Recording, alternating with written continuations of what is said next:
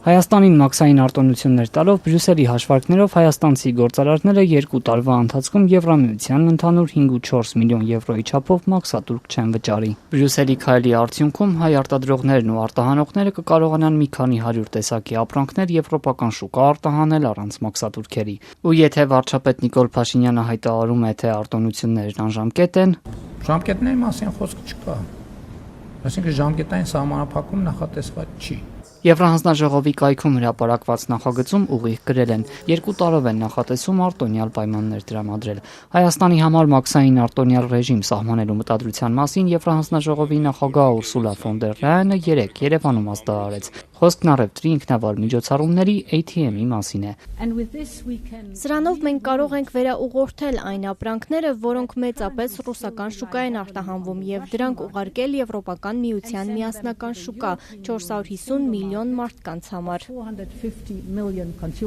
Ազատությունն ուսումնասիրել է նախագիծը, որն ընդհանուր 324 ապրանքախմբի համար ազատ առևտրի հնարավորություն է նախատեսում։ Եվրահանձնաժողովը նախընկծում է Ռուսաստանի գործողությունները էական բացասական ազդեցություն են թողնում Հայաստանի առևտրային հնարավորությունների վրա ու լուրջ խոչընդոտներ են ստեղծել հայ արտադրողների ու արտահանողների համար։ Մոսկվան Հայաստանի նկատմամբ տնտեսական սահմանափակումներ կիրառեց մայիսին եվրոպացի առաջնորդների մասնակցությամբ անցկացված գագաթնաժողովներից հետո ու նախընտրական շրջանում։ Արգելեցին ըստ էության հայկական ամբողջ գյուղմթերքի ներկրումը, սահմանափակել է նաև կոնյակի ձկների ներկրումը, հանքային ջրի վաճառքը։ Ռուսաստանը նույնիսկ թույլ չի տալիս իր տարածքով տարանցիկ բեռնափոխադրումներ իրականացնել։ Հույս ունենք նաև, որ այն հնարավոր կլինի ընդունել հնարավորինս սեղմ ժամկետներում հաշվի առնելով, որ բերքահավաքի շրջանը Հայաստանում արդեն իսկ մեկնարկել է։ Ինչպես Երևանն, այնպես էլ Բրյուսելն ընդգծում է, կարևոր է, որ նախագիծը կյանքի կոչվի ու իրագործվի այնքան արագ, որքան հնարավոր է։ Եվրահանձնաժողովը Հայաստանին նման արտոնություն տրամադրելու անհրաժեշտությունը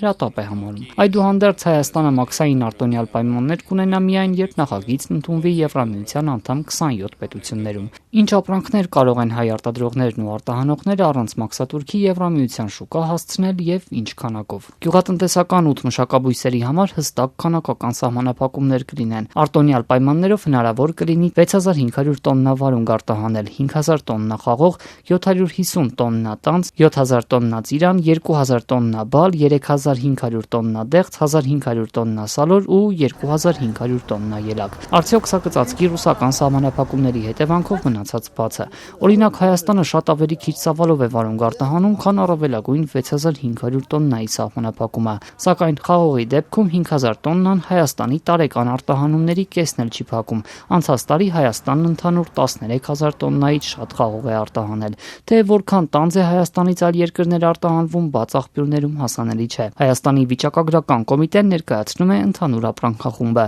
որտեղ ներառում են նաև խնձորի ու սերկևիլի վերաբերյալ ցուցանիշները։ Նույն տրամաբանությամբ մեկ տողով են ներկայացնում նաև ծիրանի, բալի, դեղցի, սալորի արտահանման տվյալները։ Եվրամիությունն այս մրգերի համար ընդհանուր 14000 տոննա առանց մաքսատուրքի ներկրելու հնարավորություն է նախատեսում։ Մինչդեռ 2025-ին Հայաստանից արտահանումն ընդհանուր գրեթե 72000 տոննա է կազմել։ Ելակի պարագայում, սակայն Բրյուսելի արտոնությունը լիովին փակում է Հայաստանի արտահանման ծավալները, նույնիսկ կարելի է ավելին արտահանել, քան անցած տարի։ Բացի այդ, եւս 316 խումբ ապրանք առանց մաքսատուրքի Եվրամիության երկրներ արտահանելու համար ոչ մի քանակական սահմանափակում չի լինի։ Ցանկն ընդարձակ է՝ մսամթերք, կատնամթերք, բանջարեղեն, ընդեղեն, հագուստ, ալկոհոլային խմիչք, ծխախոտ եւ այլն։ Տնտեսական տեսանկյունից դեպի եվրոպական շուկա ցածկ է տեղի ունենում։ Բացի այդ, ընկերությունները զարգանում են, շատանում են նաև աշխատատեղերը։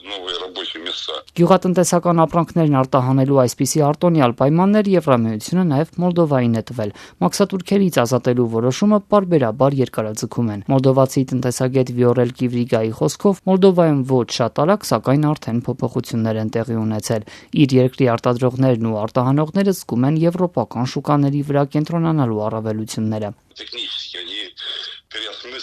Նրանք տեխնիկապես են վերաիմաստավորում իրենց արտադրությունը, մեծացնում են արտադրական հզորությունները ու ժամանակակից դարձնում։ Եվրոինտեգրացիայի ուղին ընտրած Մոլդովան նույնպես ռուսական տնտեսական սահմանափակումների առաջ է կանգնել։ Տնտեսագետն ընդգծում է, հասկացել են, որ մեկ շուկայի ուղղությամբ չպետք է կենտրոնանան։